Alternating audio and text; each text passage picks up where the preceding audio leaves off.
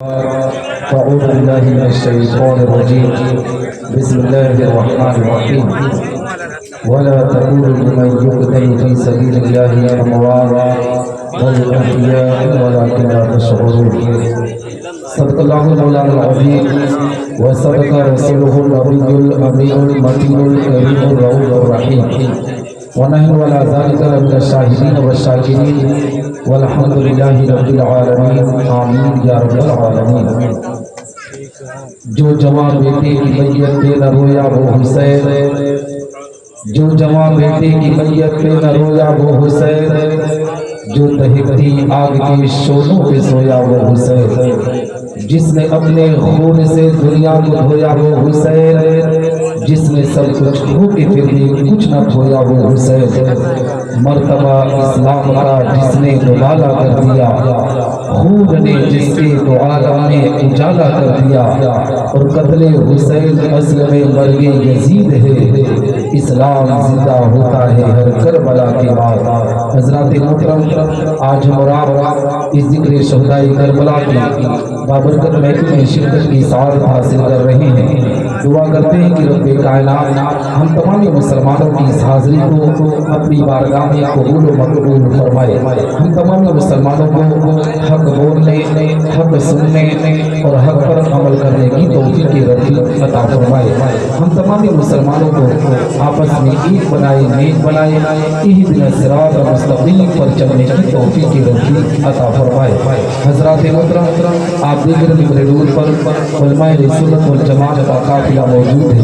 ممبر نور پر خطیب اہل سنت حضرت قاری عبد المعبود صاحب رضوی تشریف رکھتے ہیں۔ نقیب اہل سنت نواز قومیت حضرت حافظ قاری احمد نواب صاحب رضوی تشریف رکھتے ہیں، اور ملک ہندوستان کی زمین پر سفر کرنے والا نادر خان شہنشاہ ترنم بلبل طیبہ، عالمی شہرت یافتہ نادر خان قاری کمال احمد رضوی صاحب وہ بھی میرے نور کی زینت بنے ہوئے ہیں۔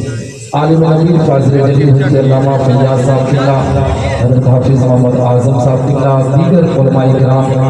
ممبر نور کی زینت بنے ہوئے ہیں، ان کے نورانی چہرے کی زیارت کریں۔ آج کا یہ پروگرام کرگیا کے خوش عقیدہ مسلمانوں نے بڑی عقیدت و محبت کے ساتھ اپنے خطیب امام حضرت حافظ قاری نبی حسین صاحب قبلہ کا ساتھ دیتے ہوئے عالم نبی فاضل جلیل حضرت علامہ مونس عالم صاحب قبلہ نظامی کی صدارت میں ایک بہترین پروگرام کا انعقاد کیا، اور میں جانتا ہوں میں جب سے کرگیا آ رہا ہوں یہ پہلا پروگرام ہے جو اتنے اعلیٰ پیمانے پر یہاں کے خوش عقیدہ مسلمانوں نے رچایا بسایا۔ دعا کرتا ہوں کہ اللہ یہاں کے مسلمانوں پر فضل کی بارش عطا فرمائے، کرم کی بارش عطا فرمائے، اور حضرت امام حسین اور شہداء کربلا کے فیضان سے یہاں کے مسلمانوں کو، یہاں کے لوگوں کو مالا مال فرمائے۔ یہ بڑی محنت کی ہیں نذیر بھائی، خلیل بھائی، مغیر بھائی، ان کے ساتھیوں نے،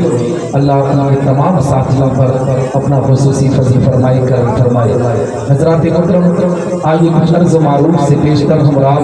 اپنی اور ساری کائنات کی مرکز عقیدت حضور رحمت للعالمین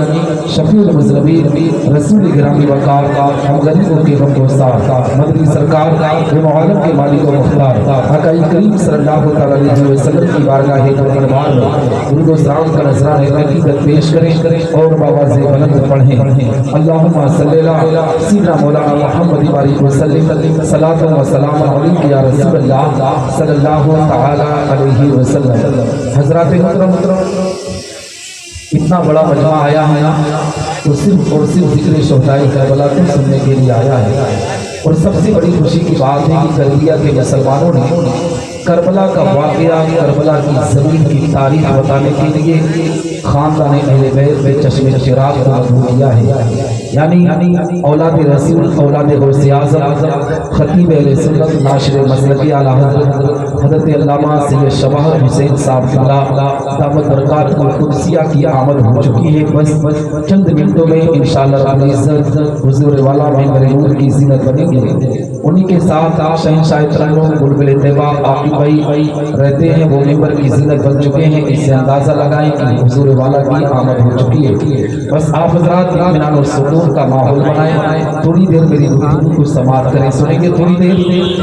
سنیں گے بھیا؟ ایسا پتہ چل رہا ہے کہ آپ حضرات نہیں سنیں گے، سنیں گے؟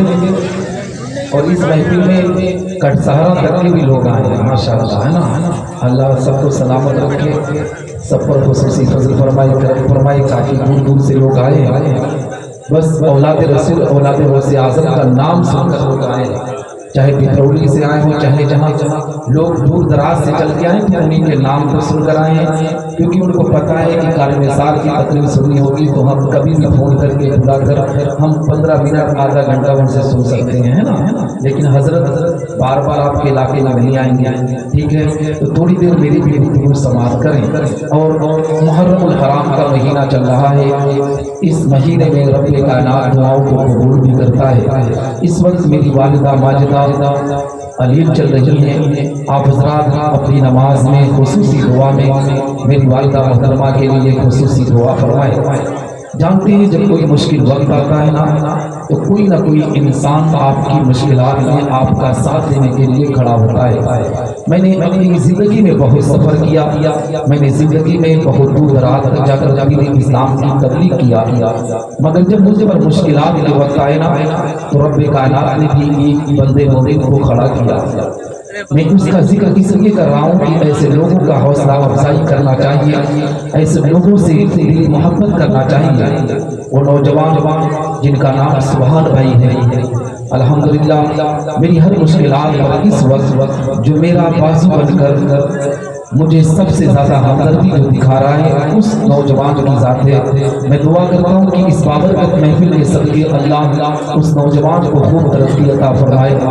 اور ایسے شخص کو اللہ اتنی ترقی دے کہ زندگی میں ہمیشہ وہ خوشحال رہے۔ حضرات محترم، کہنے کا مقصد یہ ہے کہ یہ مہینہ بہت بابرکت مہینہ ہے۔ میں تاریخ کربلا سے ہی اپنی گفتگو کا آغاز کروں گا کیونکہ وقت کی قلت ہے۔ حضرت امام حسین رضی اللہ تعالیٰ عنہ کی زندگی کی جب تاریخ پڑھتے ہیں نا تو ہمیں پتہ چلتا ہے کہ نماز سے رسول نے کربلا کے میدان میں جا کر اپنے سر کو کٹایا، اپنے اہل و عیال کو راہ خدا میں کٹایا، دین مصطفیٰ کی حفاظت کے خاطر۔ مسلمانوں، ہم کربلا کا واقعہ سنتے ہیں، کربلا کی تاریخ کو ہم پڑھتے ہیں، مگر ہم نے کربلا کی تاریخ کو کبھی دیکھا نہ تھا۔ لیکن اسی دنیا میں رہ کر ہم نے بھی تاریخ کو دیکھا ہے، اسی دنیا میں رہ کر ہم نے بھی قربانیوں کو دیکھا ہے کہ کس طریقے سے ایک مسلمان دین مصطفیٰ کے خاطر اپنی گردن کو کٹاتا ہے۔ اگر یقین نہ ہو مسلمانوں تو آج سوشل میڈیا کا دور ہے، کربلا کی تاریخ کو ہم پڑھتے ہیں، کربلا کی تاریخ کو ہم علماء کی زبانی سنتے ہیں، مگر آج بھی ایک مسلمانوں نماز رسول کی قربانیوں کو جب یاد کیا جاتا ہے تو انہی کے ساتھ ساتھ آج مذہب اسلام کے نام پر اپنی قربانی دینے والے فلسطین کے مظلوم مسلمانوں ہماری نگاہوں کے سامنے آ جاتے ہیں۔ وہ چھوٹے چھوٹے بچے جو اے مسلمانوں دین مصطفیٰ کے خاطر اپنے آپ کی قربانی دے رہے ہیں، وہ نوجوان جو دین مصطفیٰ کے خاطر اپنی جان کی قربانی دے رہے ہیں، جو رات میں بستر پر جاتے ہیں نا انہیں یقین نہیں ہوتا ہے کہ صبح کا سویرا دیکھوں گا کہ نہیں، صبح کا سورج مجھے دکھے گا کہ نہیں، لیکن پھر بھی اللہ کی ذات پر بھروسہ رکھتے ہیں، رسول اللہ سے محبت رکھتے ہیں۔ میری قوم کے لوگوں جب بھی زندگی میں مشکلات آئے تو فلسطین کے مظلوم مسلمانوں کی مظلومیت کو دیکھ لو، ان لوگوں نے کس طریقے سے دین مصطفیٰ کی وقار کے خاطر اپنی زندگی کی قربانی دینے کے لیے اپنے آپ میں تیار ہے۔ حقیقت میں مسلمانوں جب وہاں کی تاریخ نگاہوں کے سامنے رکھی جاتی ہے تو ایک مسلمان کا دل اپنے آپ میں تہر جاتا ہے، ایک مسلمان کا کلیجہ اپنے آپ میں پھٹنے پر آمادہ ہوتا ہے، کیونکہ ہم نے تاریخ کربلا کو پڑھا ہے، تاریخ کربلا کو دیکھا نہیں ہے، مگر فلسطین کے مظلوم مسلمانوں کی مظلومیت کو ہم اپنی نگاہوں سے دیکھ رہے ہیں۔ بیت المقدس کی حفاظت کے خاطر، اپنے وطن عزیز کی حفاظت کے خاطر، انبیاء علیہ السلام کی زمین کے خاطر وہ لوگ اپنی جان کی قربانی دینے کے لیے کس طریقے سے تیار رہتے ہیں۔ میری قوم کے لوگوں جب بھی تم پر مصیبت آئے تو ان مظلوموں کی زندگی کو یاد کر لینا، دعوے کے ساتھ کہتا ہو اللہ تم پر کام کی بارش عطا کرے گا، ہم لوگ اس تقاوت کے دعوت سے تم وابستہ ہوگے، تمہاری دنیا بھی صبر ہوگی، تمہاری آخرت بھی صبر ہوگی۔ سبحان اللہ،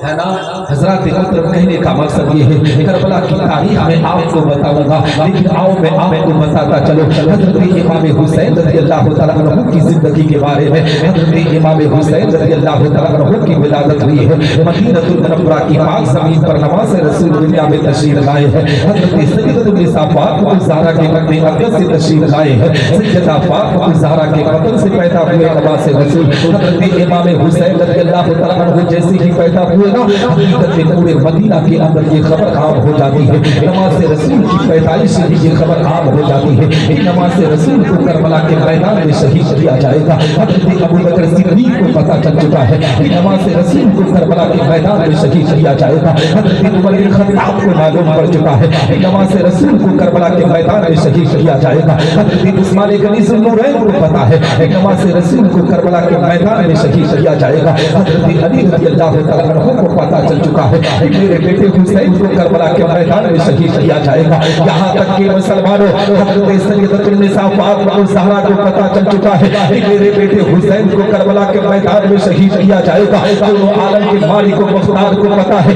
کہ میرے نمازی کو کربلا کے میدان میں شہید کیا جائے گا مگر دنیا کی کوئی بھی راوی کوئی بھی روایت کرنے والا یہ ثابت نہیں کر سکتا کہ میرے آقا پیغمبر اسلام نے یا حضرت سیدہ فاطمہ نے یا حضرت علی رضی اللہ تعالیٰ عنہ نے کبھی بھی مولا کی بارگاہ میں ہاتھوں کو اٹھا کر یہ دعا کیا ہو کہ رب کائنات نماز رسول کی قربانی کو اپنے آپ میں بچا لے کبھی ربی آخر الزمان نے یہ نہیں دعا کیا کہ رب تبارک و تعالیٰ میرے نماز حسین سے اوپر سے امتحان کو ہٹا لے بلکہ اے مسلمانوں جب پیغمبر اسلام اپنے ہاتھوں کو اٹھاتے ہیں تو رب کی بارگاہ میں یہی دعا کرتے ہیں کہ رب کائنات میرا نواسہ کربلا کے میدان میں جب پہنچے تو میرے نواسے کو صبر عطا کرنا میرے نواسے کو استقامت عطا کرنا حقیقت میں مسلمانوں حضرت یہ آخر الزمان نے یہ دعا کی ہے حضرت سیدہ فاطمہ نے یہ دعا کی ہے کرنیا کے خوش عقیدہ مسلمانوں میں آپ سے پوچھنا چاہیتا ہوں پٹرौली کٹسارا اور علاقے کے آنے والے تمام مسلمانوں میں آپ سے پوچھنا چاہیتا ہوں کہ اگر آپ کو خبر ہو جائے کہ آپ کے بیٹے کو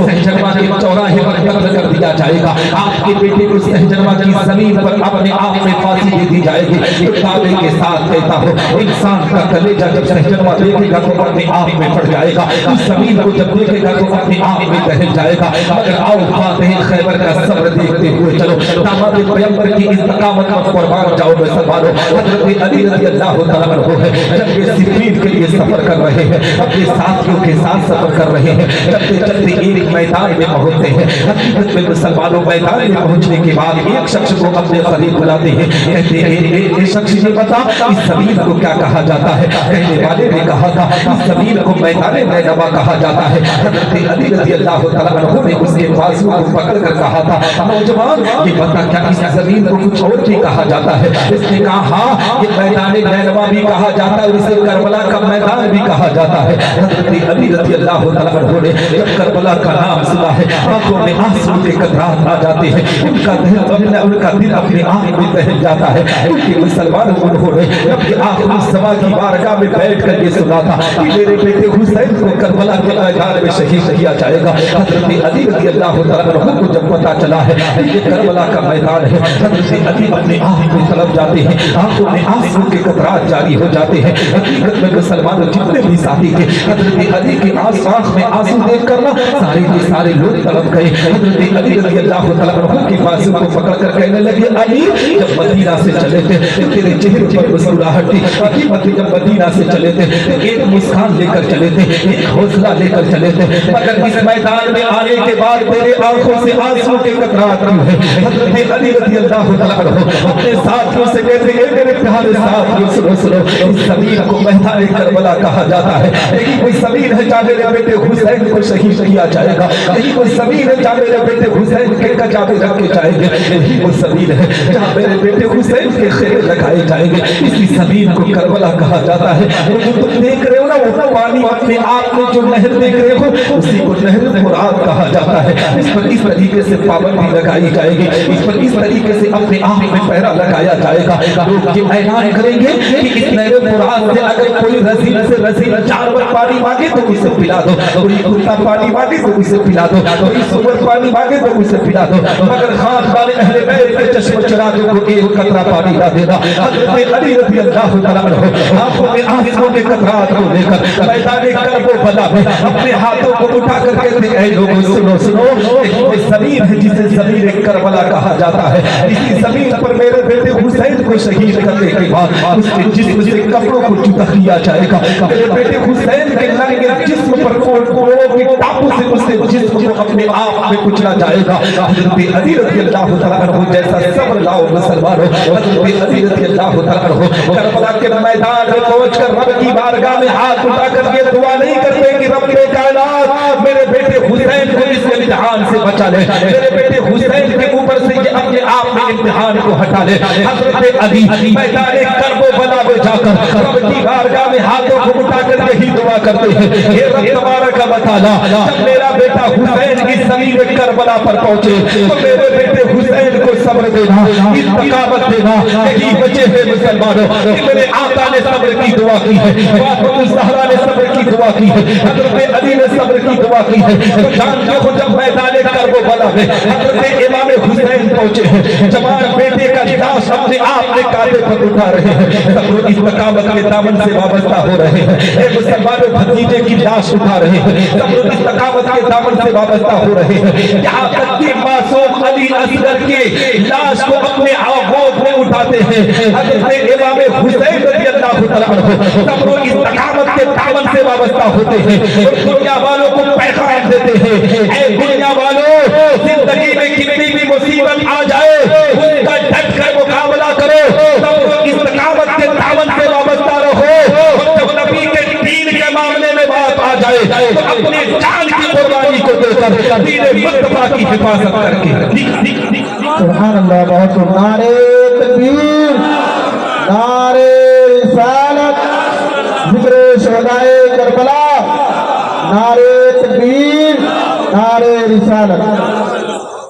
حضرات محترم کہنے کا مقصد یہ ہے حضرت امام حسین رضی اللہ تعالیٰ عنہ کی جب زندگی کی تاریخ اٹھائیں گے تو آپ کو پتہ چلے گا کہ نماز رسول نے میدان کرب و بلا میں جا کر کس طریقے سے دین اسلام کے پرچم کو لہرایا ہے۔ آج ہم مسلمان ہیں کہ کربلا کی داستان کو سنتے ہیں، مگر داستان کربلا کو سن کر ایک کان سے سنتے ہیں دوسرے کان سے نکال کر پھینک دیا کرتے ہیں۔ جس دل سے نوجوان نہ حضرت امام حسین کے ذکر کو سنے گا دعوے کے ساتھ کہتا ہوں مسلمانوں ہماری کبھی نماز قضا نہ ہوگی، ہم کبھی دین مصطفیٰ کے وقار کو مجروح کریں گے، کیونکہ آج کے مسلمانوں مذہب اسلام ہم تک پہنچا ہے نا تو ان لوگوں کی قربانیوں کی بنیاد پر پہنچا ہے۔ آج ہم سمجھتے ہیں نا کہ مذہب اسلام بڑی آسانی سے ہم تک پہنچ گیا ہے، مذہب اسلام بڑا آسان مذہب ہے، نہیں مسلمانوں میں آپ کو بتانا چاہیے تھا مذہب اسلام بڑا اچھا مذہب ہے۔ مذہب اسلام نے دنیا کو ایک انسانیت کا پیغام دیا ہے۔ آج کچھ لوگ ہم پر شک کر دیا کرتے ہیں، ہم پر شبہ کرنے کی کوشش کرتے ہیں۔ میں اپنے وطن عزیز کے تمام بھائیوں کو پیغام دینا چاہتا ہوں، ملک ہندوستان کی زمین پر رہنے والے اپنے اور بھائیوں کو پیغام دینا چاہتا ہوں، میرے وطن میں رہنے والوں میرے عزیز بھائیوں ہمیں اپنے آپ میں اپنا دشمن نہ سمجھو۔ حقیقت میں جب بھی خون کے قطرات کو گرانے کی بات آئے گی نا، جب وطن عزیز کے لیے گردن کٹانے کی بات آئے گی تو سب سے پہلے مذہب اسلام کے ماننے والے اپنی گردن کو کٹاتے ہوئے نظر آئیں گے۔ ابھی آپ نے دیکھا تھا نا کہ جب پاکستانیوں نے مذہب ملک ہندوستان کے وقار کو مجروح کرنے کی کوشش کی، ملک ہندوستان کی عزت اور آبرو پر حملہ کرنے کی کوشش کی، تو اے مسلمانوں اس بھارت کی ایک بیٹی جو مذہب اسلام سے تعلق رکھنے والی صوفیہ قریشی نے اس طریقے سے مذہب اسلام کے وقار کو اونچا کرتے ہوئے دنیا کو پیغام دیا تھا کہ مذہب اسلام ایک انسانیت کا مذہب ہے، مذہب اسلام ایک محبت کا مذہب ہے، مذہب اسلام ایک بھائی چارگی کا مذہب ہے۔ صوفیہ قریشی نے اپنے جان کو اے مسلمانوں اپنے ہتھیلی میں رکھ کر ان پاکستانیوں کی اوقات کو بتا دیا کہ ہم ملک ہندوستان میں رہنے والے ہیں اور مسلمان جس ملک میں رہتا ہے اس ملک سے بہت محبت کیا کرتا ہے، اس ملک سے بہت پیار کیا کرتا ہے، اور ملک کے نام پر اگر کبھی جان دینے کی بات آئی تو مسلمان اپنے وطن عزیز کے لیے اپنے خون کے قطرات کو جاری کرتا ہوا۔ سبحان اللہ، بہت خوب، بہت خوب۔ یا رسول اللہ زندہ باد اللہ اکبر یا رسول اللہ حضرات محترم میں آپ سے کہنا چاہتا ہوں ان کی کیا اوقات ہے جو ہمارے سامنے پھونکنے کی بات کرتے ہیں اگر گڑی لگا لی جائے تو ان سے زیادہ تعداد ہمارے ملک ہندوستان میں ہماری ہے تو اے مسلمانوں ہم کبھی بھی مذہب کے نام پر اپنے وطن سے غداری نہیں کیا کرتے ہیں جو لوگ ہم پر لیبل لگاتے ہیں نا ان نیوز چینلوں کو بھی دیکھنے کی کوشش کریں کہ آج بھی جتنے بھی ایجنٹ پکڑے جا رہے ہیں وہ مذہب اسلام سے ان کا کوئی تعلق نہیں ہے میں کہنا چاہتا ہوں میرے وطن میں رہنے والوں میرے بھائیوں ہمیں اپنا دشمن تسلیم نہ کرو ہمیں اپنا بھائی تسلیم کیا کرو گنگا جمنی تہذیب جو چل رہی تھی نا اسی گنگا ذہنی تہذیب کو اپنے آپ میں برقرار رکھنے کی کوشش کرو کہ بھارت کی زمین تو عمل کی زمین ہے بھارت کی زمین تو شانتی کی زمین ہے غریب نواز رضی اللہ تعالیٰ عنہ نے بھارت کی زمین پر جو دین اسلام کی تبلیغ کو انجام دیا تھا تلوار کی زور پر نہیں اخلاق و کردار کی زور پر اے مسلمانوں مذہب اسلام کی تعلیم کو اپنے آپ میں اس کی آبیاری کی حفاظت کی ہے تو میں اپنے علاقے کے اپنے تمام وطن عزیز کے لوگوں سے آج یہ تمام چینل لگے ہیں ان کے ذریعے سے گزارش کروں گا کہ وطن عزیز میں رہنے والوں میرے بھائیوں ہمیں اپنے آپ کو تم اپنا دشمن نہ سمجھو ہمیں اپنا بھائی سمجھ کر گلے سے گلا لگانے کی بات کیا کرو حقیقت میں آپ ہمارے لیے ایک قدم چلیں گے وقت آنے پر ہم انشاءاللہ 100 قدم آپ کے ساتھ چل کر دکھانے پر آمادہ ہوں گے بس یہ بات ہمارے اور آپ کے اندر یہ ہونی چاہیے کہ ہم اپنے وطن سے بہت پیار کرنے والے ہیں یہی وجہ ہے کہ جب بھی ملک ہندوستان پر کوئی بھی معاملہ آیا ہو تو بریگیڈیئر عثمان نے کس طریقے سے دین مذہب اسلام کا وقار کی حفاظت کرتے ہوئے ملک ہندوستان کی حفاظت کیا تھا عبد القیوم نے کس طریقے سے اے مسلمانوں جان دے کر کس طریقے سے حفاظت کیا تھا کشمیر کی وادیوں میں جو پہلگام کے لیے جن آتنکوادیوں نے ہمارے وطن عزیز کے اندر نفرت پھیلانے کی کوشش کی تھی مگر کشمیر کے مسلمانوں نے وہاں پر اپنی انسانیت کو بتا کر مذہب اسلام کی تعلیم کو بتا کر یہ دنیا کو پیغام دیا تھا دنیا والوں ہم مذہب اسلام سے تعلق رکھتے ہیں ہم سب سے پہلے انسانیت کو سمجھتے ہیں اس کے بعد کسی کو سمجھتے ہیں تو میری قوم کے لوگوں جب بھی کوئی معاملہ آئے تو حقیقت میں مذہب کے نام پر کسی کو برا نہ کیا کرو اپنے وطن عزیز سے محبت کیا کرو وطن سے جو محبت کرتا ہے میرے آقا فرماتے ہیں کہ وطن سے محبت کرنا یہ آقا ایمان کی ضمانت ہے تو اے مسلمانوں جس مذہب میں ایمان کی ضمانت بتایا گیا ہو اس مذہب کا مسلمان کیسے وطن کا غدار ہو سکتا ہے کیسے وطن کے خلاف ہو سکتا ہے اگر کوئی آپ کے کا برین واش کرے نا تو اسے بتاؤ کہ ہم اس نبی کے ماننے والے ہیں جس نبی نے کہا ہے کہ جس ملک میں رہو جس کا نمک کھاؤ اسی کا کھاؤ انشاءاللہ رب العزت جس دن کے قدم بڑھا کر تعلیمات مصطفیٰ پر عمل کر لو گے دعوے کے ساتھ کہتا ہوں اللہ کی رحمتیں تم پر نازل ہوں گی تمہاری دنیا بھی سبرے گی تمہاری آخرت بھی سبرتی ہوئی بہت سبحان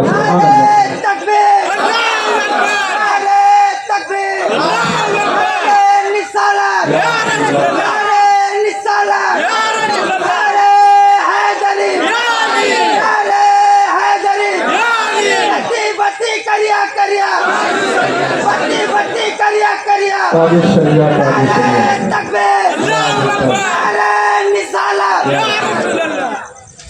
حضرات محترم میں یہاں سے ایک پیغام دینا چاہتا ہوں حقیقت میں مسلمانوں آؤ میں آپ کو بتاتا چلوں یہ وطن کی محبت تھی یہ دل کی بات تھی اسی لیے میں آپ کے سامنے ظاہر کر دیا اب آؤ نواز رسول کی زندگی پر بھی تھوڑی دیر گفتگو کرتا ہوا چلو حضرت امام حسین رضی اللہ تعالیٰ عنہ کی تاریخ میں آپ کو بتانا چاہتا ہوں حقیقت میں مسلمانوں میں تاریخ کربلا کا اصول پر اشتہار ہو میں چاہوں تو کربلا کا کسی بھی واقعے کو کہیں سے بھی بول سکتا ہوں مگر جانتے ہو میرے پاس آج وقت کی قلت ہے کیونکہ حضور سید صاحب کی آمد ہونے والی ہے تو میں صرف مختصر انداز میں اپنی گفتگو کو کرنا چاہتا ہوں آؤ حضرت امام حسین رضی اللہ تعالیٰ عنہ کی زندگی کی بات میں آپ کے سامنے رکھتا چلوں حقیقت میں مسلمانوں حضرت امیر معاویہ رضی اللہ تعالیٰ عنہ کے وصال کے بعد ان کا لڑکا یزید تخت نشین ہوا اور جیسے ہی تخت نشین ہوا نا وہ سب سے پہلا خط گورنر ہاؤس مدینہ المنورہ کی زمین پر لکھا اور اس نے یہ لکھا کہ سب سے پہلے تم حضرت امام حسین اور حضرت عبداللہ ابن زبیر اور حضرت عبداللہ ابن عمر کے پاس اپنے آپ میں سب سے پہلے ان لوگوں کو لا کر ان سے اپنے آپ میں اپنی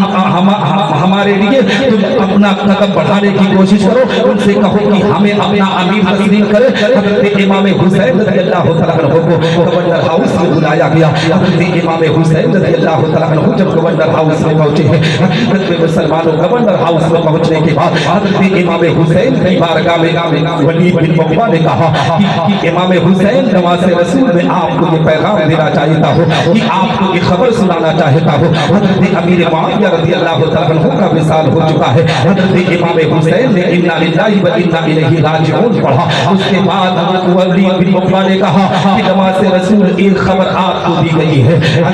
हजरत अमीर मुआविया का लड़का यजीद तख्त नशीन हो चुका है, उसने कहा है कि आपकी बैयत दी जाए। हजरत इमाम हुसैन ने कहा था मुझे सा शख्स इस चार दीवारी में किसी की बैयत दी हो नहीं सकता है, मुझे कुछ देने की मोहलत चाहिए, कुछ दिनों का वक्त चाहिए। हजरत इमाम हुसैन रज़ियल्लाहु तआला अन्हु में इख्तिसार से बोलता हूँ क्योंकि वक्त की किल्लत है। हजरत इमाम हुसैन रज़ियल्लाहु तआला अन्हु इतना कहकर हकीकत में मुसलमानों गवर्नर हाउस से निकलते हैं, अपने घर को आते हैं, खानदान के लोगों को जमा करते हैं, कहते हैं मेरे खानदान के लोगों अब मदीना की जमीन को छोड़ना होगा, अब नाना के शहर को छोड़कर कहीं और जाना होगा। हकीकत में अपने खानदान के लोगों को जमा करके हजरत इमाम हुसैन रज़ियल्लाहु तआला अन्हु इतना कहकर सीधे अपने नाना के मज़ार पर जाते हैं। जब आखिर समा आकाई करीम सल्लल्लाहु अलैहि वसल्लम की बारगाह में जाते हैं, हकीकत में मुसलमानों जब मज़ार रसूल पर पहुंचे ना, मज़ार अक़दस से निपट जाते हैं, अपने नाना की मज़ार पर निपट कर अपने नाना की बारगाह में अर्ज़ करते नाना आपका नवासा मदीना को छोड़ने जा रहा है। नाना मदीना को छोड़ने का जिक्र ही कह रहा है क्योंकि नाना यही मदीना है जहां आप मुझे अपने कांधों पर मिलाकर इसी मदीना की गलियों में टहलाया करते थे। नाना इस शहर से बड़ी अकीदत और मोहब्बत है। नाना मैं आपके शहर को छोड़ना नहीं चाहता हूँ, मगर नाना अगर आपके शहर को ना छोड़ूंगा तो आपके शहर की हुर्मत को पामाल कर दिया जाएगा, यहाँ के वकार को मजबूर कर दिया जाएगा। नाना आपके शहर को छोड़ना होगा। हजरत इमाम हुसैन रज़ियल्लाहु तआला अन्हु अपने नाना के मज़ार अक़दस से निपट कर इस तरीके से फरियाद करते हैं मुसलमानों जो लोग मदीनतुल मुनव्वरा की जमीन पर मक्का की जमीन पर उम्रा करके आए हैं, कारी कमाल अख्तर अभी जल्दी ही आए हैं, इंशाअल्लाह बहुत जल्द जाने वाले हैं। मुसलमानों उनसे पूछो कि जो कैफियत क्या होती है कि मदीनतुल मुनव्वरा की जमीन पर जब एक मुसलमान हाजिरी देने के लिए पहुंचता है, जब मदीना से अपने आप में उनसे कहा जाता है ना कि अब अपने वतन जाना होगा, हकीकत में एक इंसान सिर्फ 5 दिन 7 दिन 10 दिन बिताता है तो उसके आंख में आंसू के कतरात आ जाते हैं,